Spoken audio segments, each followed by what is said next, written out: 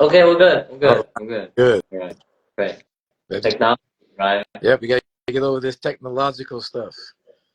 Okay. Yeah, okay. All right, we can Right. begin. Okay.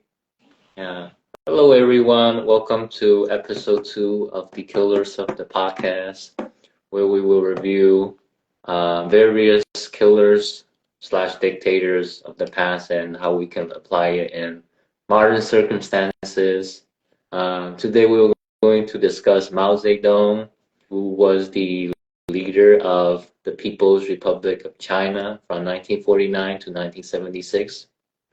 The main ideology that he practiced slash led the nation was communism. And communism is a political philosophy that society, so that property and wealth should be equally distributed in among the workers and everyone else in society. All right. And that's very true. Also, with communism, basically, you own nothing and you work for the government, and everything is supposed to be, it's supposed to equal out, which, Equal. yes, which of course it never does. If you study countries like China, Russia, North Korea, almost all the communist countries, the people are relatively poor. Only a few select people that are in the government are allowed to have ownership of certain things. Yeah. Unfortunately, that's what happens. Communism works very idealistic in theory. However, due to various factors in human nature as a whole, it usually deteriorates into a totalitarian dictatorship. Um, Right. So if you we were just laughing a few minutes ago about if you had a choice between being in the government that's fascist and one that's communist, you might be better off with the fascist guy only because you can still own things. But in both cases you can't really say anything about the leaders of the country. mhm. All right. So now all right, so Hangzy, since this is your country, and this is where you're from. How Right. about how about you tell people um, pretty much what you your experience in coming to America first? Um, so I was born in China originally, and I came to the U.S. when I was 5. It was it wasn't that different just because I grew up in the Chinatown area, and but what I can remember and what my parents told me, they grew up very poor. They grew up very poor, which is one of the main reasons why they came here. Um, yeah, Yeah, and that's a good point yeah, because why do people come to America? Who wants to be in in other countries where you have basically no chance of having a normal life? And we're not talking about wanting to be rich, just a career, um, home ownership, being able to vacation, just the basic necessities. But in the communist countries, you're not really going to be able to do that. So that's a good thing. yeah, yeah. Yeah. Towards the recent years, China has definitely stopped being as much of a communist country after Mao Zedong died. But yeah, before then, it was really there was no personal freedom, there was no opportunities, and that's why people came here. Shall we discuss more about Mao Zedong as a person? Okay. Yeah. So let's start his early life. How did he grow up? So Mao Zedong was born on the 26th of December 1893. He was born in the province of Hunan in southern China in a village. He was the he was the son of a formerly impoverished peasant, but had become one of the wealthiest farmers in the region after gaining property. And he was during that time of the late 19th century, China was still under dynastic rule under the Qing dynasty, where the whole country was ruled by an emperor.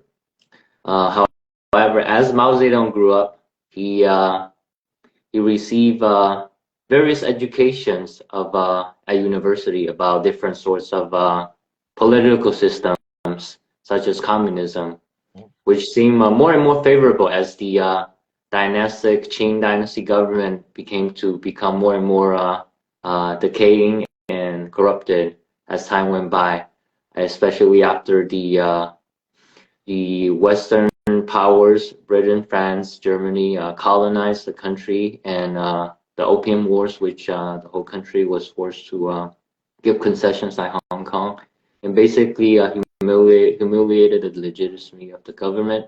So people became more and more upset and distrust of the government. So all this came to a turning point when in 1911 there was the Qinghai Revolution, where after a bomb incident in the city of Wuhan, which led to the disruption of order and a mass revolt across the country from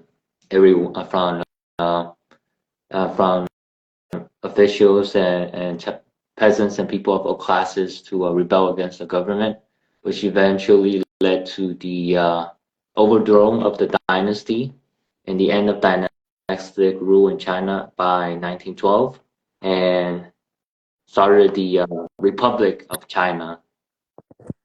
Right. Yeah. Okay. So I heard now coming up as he was not, let's say, he was kind of a rebellious teenager Yes. in the sense that Yeah. his father had arranged for him to marry. He was 14, Yeah. and his father had arranged for him to marry a woman from another, well-off family that was Mhm. 17. He refused to do it. So, Yeah. and that disgraced his family. And I think at one point he actually left his home. Yeah, definitely. Mao was beaten as a kid by his father growing up, and he often he often and and growing up there was a famine when he was in his village, and he wanted his father to I guess help out the other peasants, but he didn't, and he disapproved of his father's actions as morally wrong, which probably contributed to his sympathies for the people and growing closer to the ideology Okay. uh, communism. Yeah. Okay. So that's one thing, but he's mostly known, like when we talk about uh, the killers of the past, and Right. he definitely ranks Yeah. up there as one of the main ones. Okay, It so definitely. like Mussolini would be like minor considered Mhm. compared to Mao Zedong. So, but Mao is accredited with killing 45 million of his own That's people. correct. That's correct. Yeah, that's a lot. That's I mean, Hitler did 70 million. Mao 45 million. You know, there's other killers too, but on they're close to that level. But what do you think made him have no empathy for his own? I think it's definitely power and his ego, especially as he got older, he realized he could get away with more and more things in the name of party doctrines and revolution, because the game of politics, especially in these totalitarian regimes, becomes more and more heated and self-preservation to the point that oftentimes these party members they end up just they're at each other's throat, and but they still have to preserve like the appearance of unity. Japanese, so they end up just disregarding the people because it's not in one of their priorities. Self-preservation is just more important, even though if they had these good intents, it's just the kind of environment they're in. It's very toxic. Yeah, So it's like the old saying, absolute power corrupts absolutely. exactly.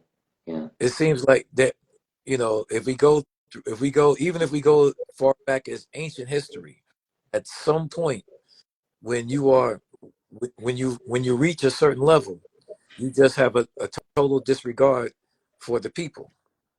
yeah, Like in for example, I always use the Battle of the Alamo in Texas when Santa Anna um, charged the church, and he had he said about his own soldiers.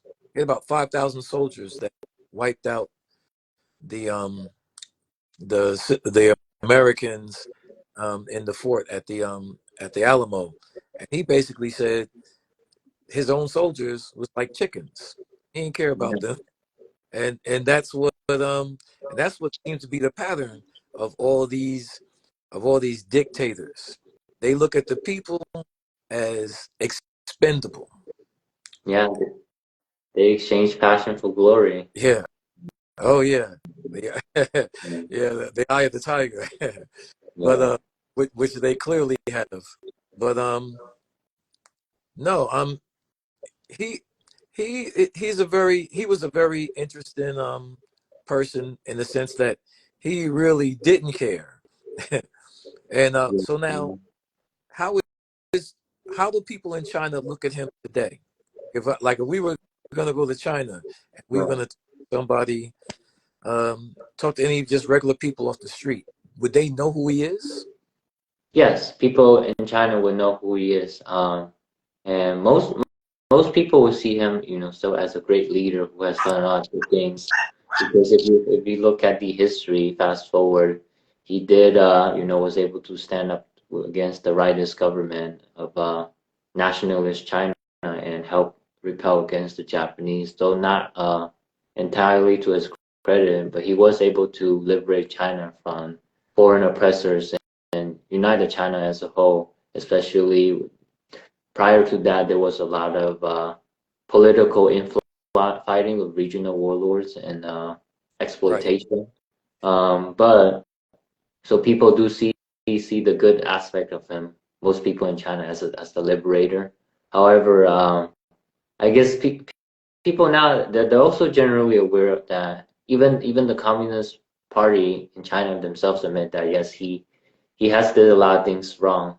Um, yeah, so a little mostly positive, but a little bit mixed. Yeah, because of what he did after he became chairman after 1949. Okay. Yeah. So now, with that being said, now the Japan invaded China. All right. Well, Manchuria first, then Yes, China. in 1931, and then Japan invaded China in 1937 after the Marco Polo Bridge incident in July 1937, which was basically the same thing like same thing other fascist governments did, saying like in which the incident they said one of their soldiers disappeared and they accused of the Japanese government accused the Chinese government of abducting him, and they used the excuse to take over Beijing and the rest of the country, which escalated into a total war. So Yeah. they sort of they sort of used the wag the dog philosophy. Yes. You Yes. Yeah. create create a reason, create a false reason to go into another country to invade it. Yeah. So now, Yes. how do people? Okay, so to get the Japanese out of China, he had to form an alliance with another political leader, uh, Yes. Chiang Kai-shek. Yes. All right, so now, which actually is reason why people see him as a liberator too, because they were from two opposite sides of the political spectrum, and then but they had to work together to get their common enemy. So it's one of those: the enemy of my enemy is my friend.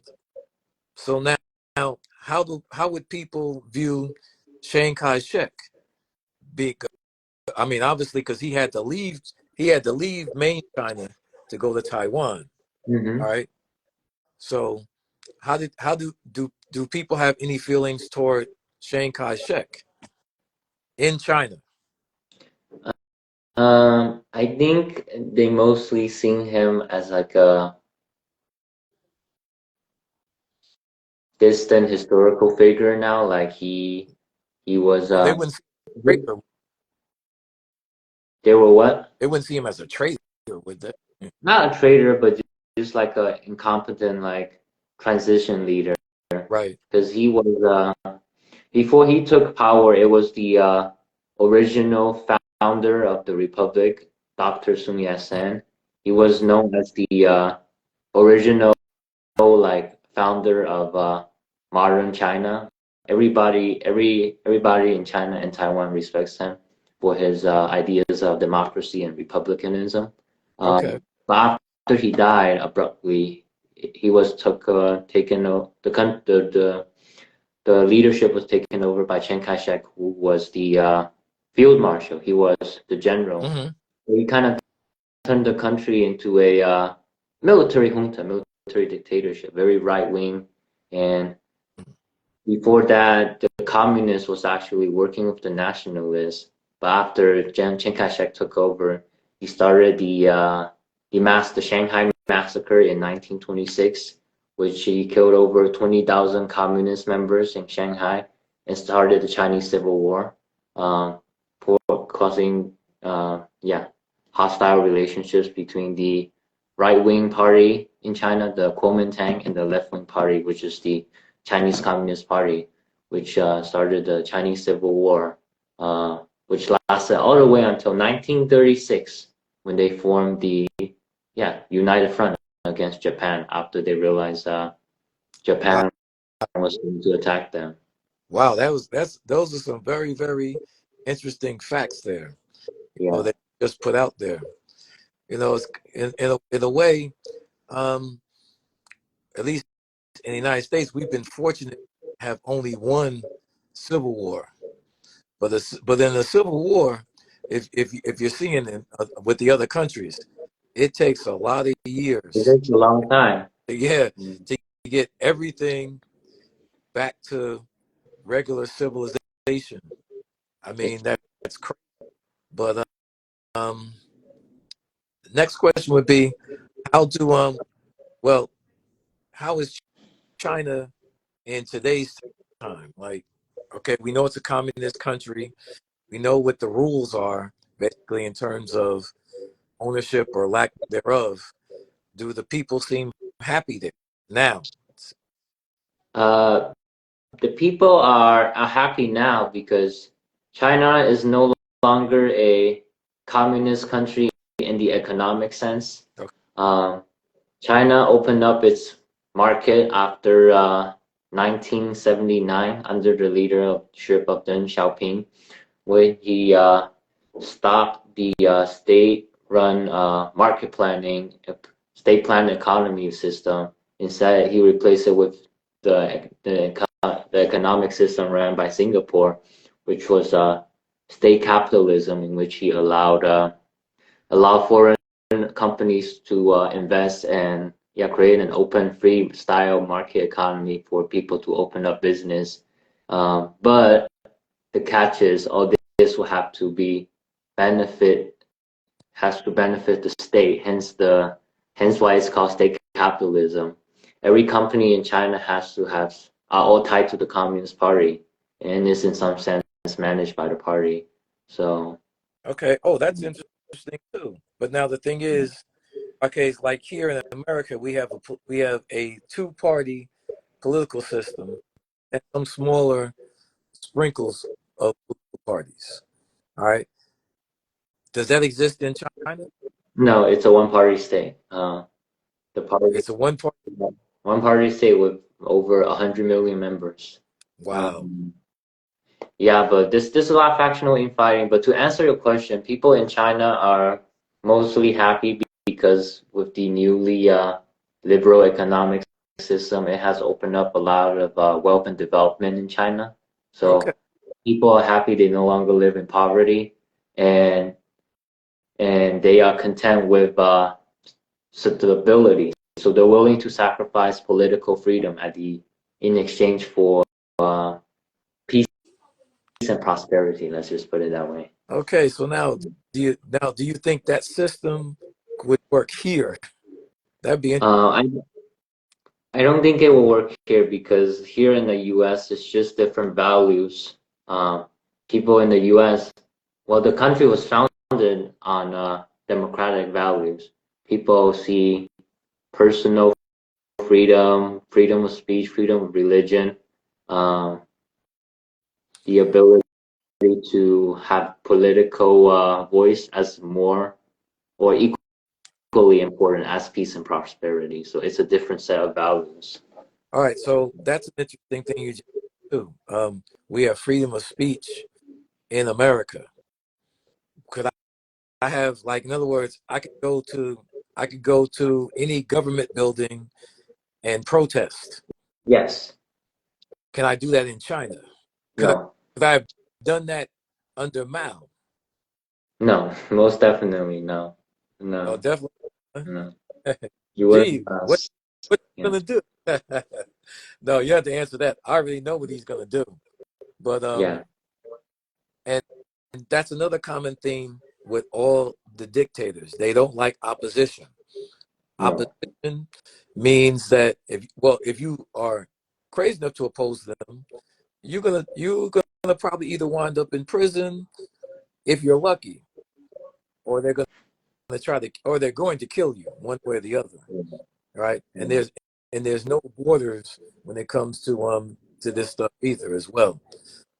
All right, so how did okay, one of my last things is how did how did he cause the famine that Okay.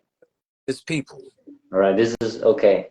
All right. This is gonna be good. So after the Second Sino-Japanese War slash World War II, uh, China went back to civil war between the nationalists and the Hmm. communists, and this time the communists won. And Chiang Kai-shek and the Nationalist Party went to Taiwan. So after that, he became chairman of the Communist Party in 1949. And for a while, China was it was developing, it was growing, it was prospering for like 10 years.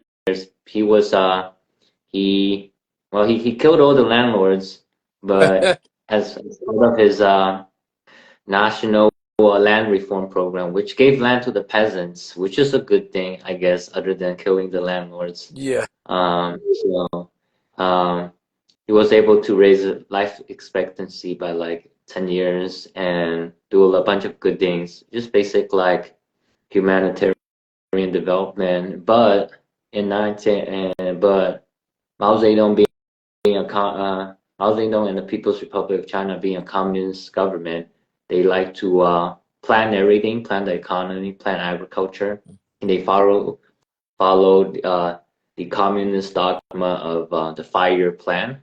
And for the third 5-year plan, stretching from 1958 to 1963, he wanted to overtake Britain in steel production.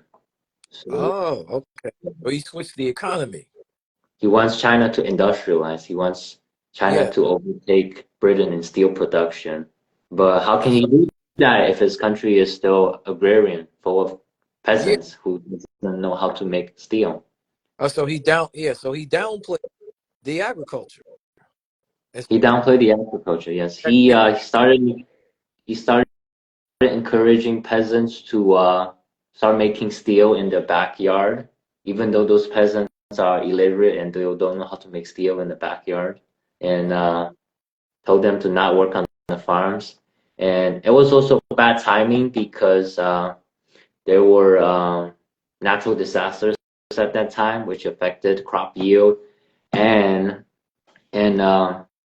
the economists and the agrarian agriculture experts were experimenting with different farming techniques, which didn't work. So it further decreased crop yields, and he forced the farmers to, instead of working on their individual property, to force them into communes Mm. where they will work on the farms or the factories all day, which wasn't which isn't as productive as it turned out to be. And the most fatal mistake he made was he tried to, while China was, decreasing its grain production, he was still exporting grain to East Germany because of politics.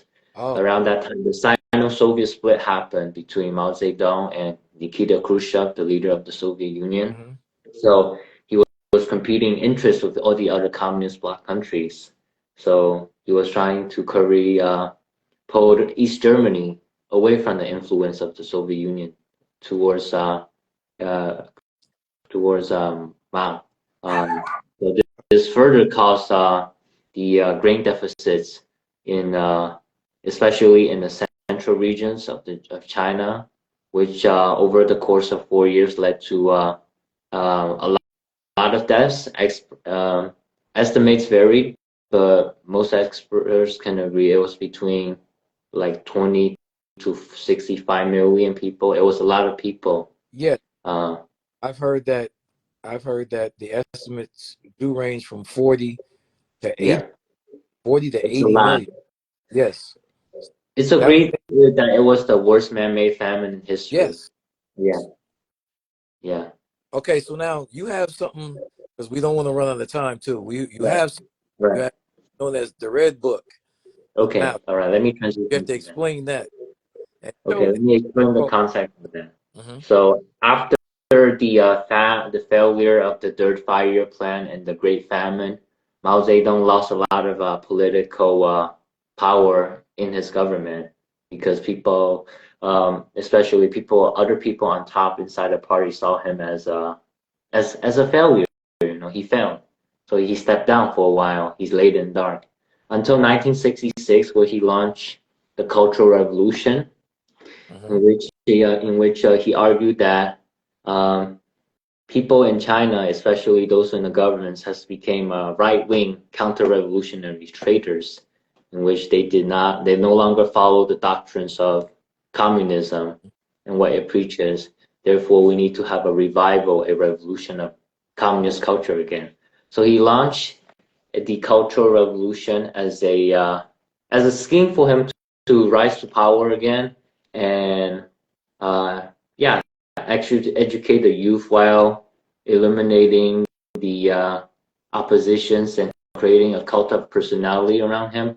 And one of the main way he created a cult of personality with him was the creation of Mao's Little Red Book, which is a collection of quotes that Mao Zedong created that spoke of communist wisdom and party doctrines and how someone should be.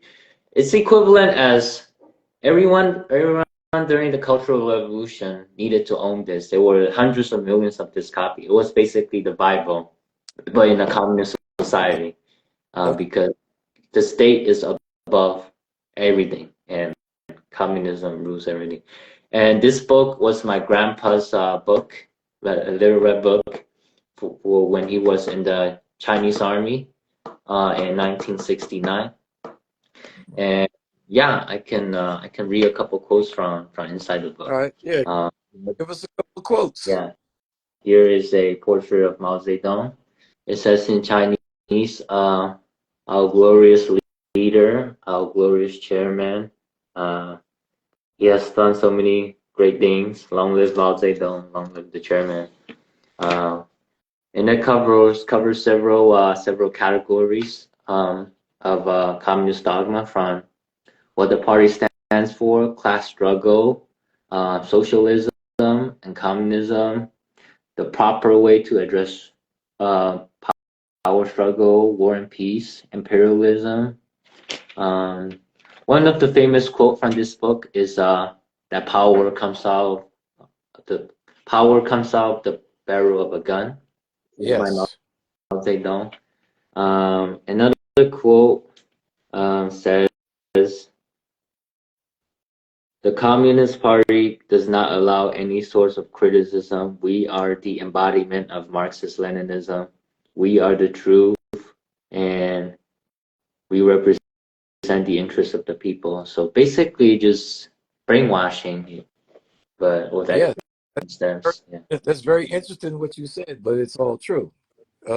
Basically, um, what you call it? One party rule, Yeah.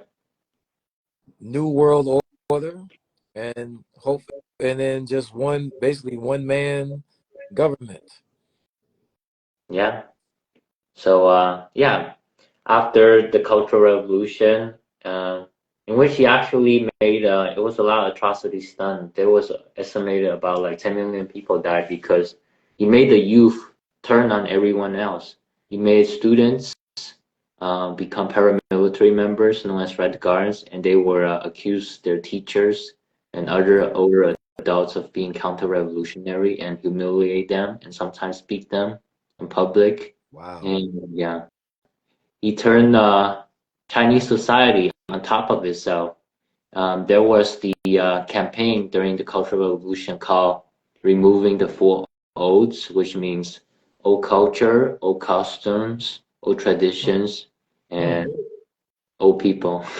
Oh, wow. Um, yeah. So they, as a result, all those former students, now paramilitary youth, Mhm. destroyed a lot of ancient Chinese Confucian artifacts, and yeah, just regular people too, because they weren't as zealous about Mao as them. So it really turns society upside down. Yeah, All right. yeah, Well, thank you for your insight yeah, into this killer, and he definitely was one. That's for sure. yeah. And you might think, how did this killer end? Uh, so because Mao lived lavishly like an emperor, he often neglected his health. He never brushed his teeth. He rinsed his teeth with tea water.